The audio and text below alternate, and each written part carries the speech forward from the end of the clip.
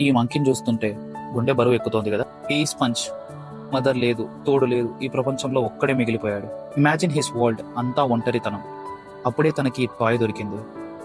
మన లాజిక్కి అది కేవలం ఒక బొమ్మ, just some cotton and fabric.